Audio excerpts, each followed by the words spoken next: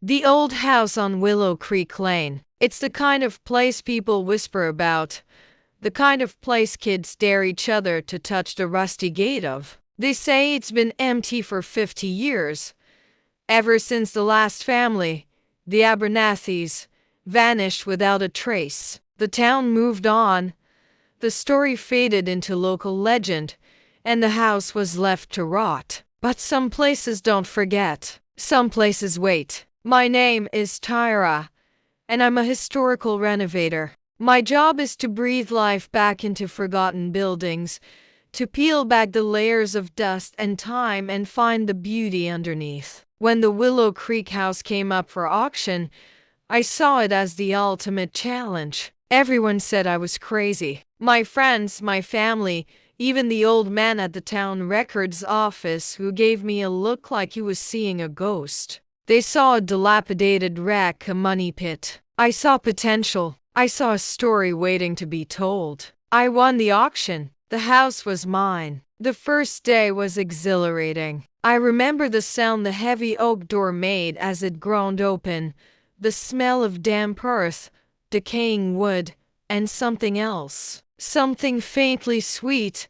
like dried flowers. The entryway was grand, with a sweeping staircase covered in a thick carpet of dust. Sunlight struggled through grime-caked windows, illuminating swirling dust motes like tiny, dancing spirits. I felt a thrill, not of fear, but of discovery. This was it. This was my masterpiece. I started in the living room, pulling down rotten drapes and rolling up moldy carpets. As I worked, I started noticing things. Small things. A child's toy. A small wooden horse, tucked away in the corner of a fireplace. A single elegant woman's glove lying on the mantelpiece as if just taken off. It felt intimate, like I wasn't just cleaning a house. I was intruding on a life, frozen in time. That night, I decided to stay over. I had an air mattress, a sleeping bag, and a powerful work lamp. The house was different after dark. The familiar daytime creaks and groans took on a new character. They sounded less like a house settling and more like footsteps. I told myself it was just the wind, my imagination running wild in the spooky old building. I put on my headphones, turned up my music, and tried to sleep. That's when I heard it for the first time. It wasn't loud. It was a faint, melodic humming. So faint, I thought I was imagining it. I pulled off my headphones. Silence. And then, there it was again. A lullaby. It was coming from upstairs. My heart hammered against my ribs. Logic screamed at me. Old pipes, the wind, a neighbor's radio. But my gut told me something else. This sound was inside the house. With me. Armed with a heavy flashlight, I slowly made my way up the creaking staircase. Each step echoed in the cavernous silence. The humming grew slightly louder as I reached a second-floor landing. It seemed to be coming from the end of the hall, from behind a closed door. The master bedroom, according to the floor plans. My hand trembled as I reached for the cold, brass doorknob. I took a deep breath, turned it, and pushed the door open. The room was empty, bathed in the pale glow of the moon. The humming had stopped. The air in here was colder still. In the center of the room, there was a large four-poster bed, stripped of its mattress. And on the wall, something caught my eye. Scratches, faint, but deliberate. I ran my fingers over them. They weren't random marks. They were letters. It was a name, scratched over and over again. Eleonora. Over the next week, things escalated. Tools would go missing from where I'd left them, only to reappear in another room. Doors I knew I had closed would be found wide open. And the humming, the lullaby would come and go, always from the master bedroom, always stopping the moment I went to investigate. I started talking to myself, trying to rationalize it all. Stress, lack of sleep.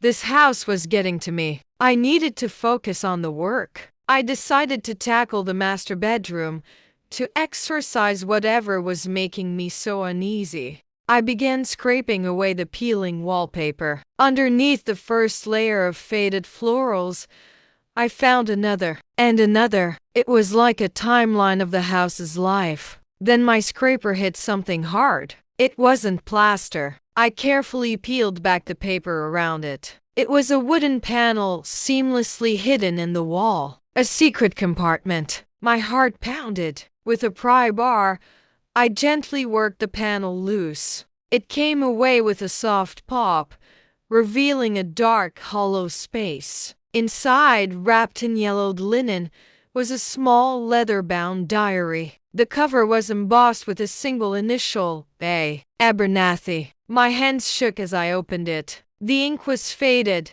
the handwriting elegant and looping. It belonged to a woman named Elspeth Abernathy, the last lady of the house. The first few entries were mundane. Notes about the weather, social visits, the challenges of running a large home. But then, the tone began to change. She wrote about her daughter Eleonora, a beautiful, happy child who had suddenly fallen ill with a fever that no doctor could explain. Elspeth wrote of sleepless nights, of sitting by her daughter's bed, humming her favorite lullaby to soothe her. The same lullaby I had been hearing. A chill snaked down my spine. I kept reading. Elspeth's entries grew more frantic, more desperate. She wrote that Eleonora had started talking to someone in her room, someone no one else could see, a friend who lived in the walls. Eleonora claimed this friend was lonely and wanted her to stay. Elspeth dismissed it as feverish delusion, but her writing was tinged with a growing dread.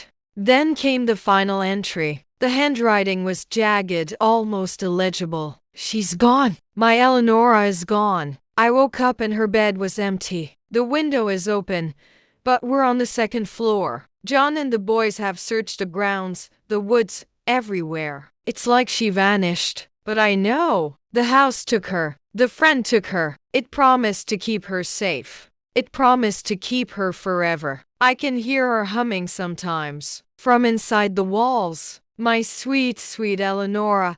The diary fell from my hands. Eleonora. The name scratched into the wall. The humming. It all clicked into place with a horrifying clarity. I wasn't just renovating a house. I was standing in a tomb. And I wasn't alone. Just then, from all around me, seeming to come from the very bones of the house itself, the humming began again, louder than ever before. It wasn't just coming from the hallway. It was in the room with me. And from behind me, a child's whisper, clear as day, spoke a single, chilling word. Play. Thank you for watching the first episode of Tyra's Descent. If you want to find out what happens next, make sure to hit that subscribe button and turn on notifications so you don't miss a single terrifying moment. What do you think Tyra should do? Let me know in the comments below. Stay safe, and see you next time.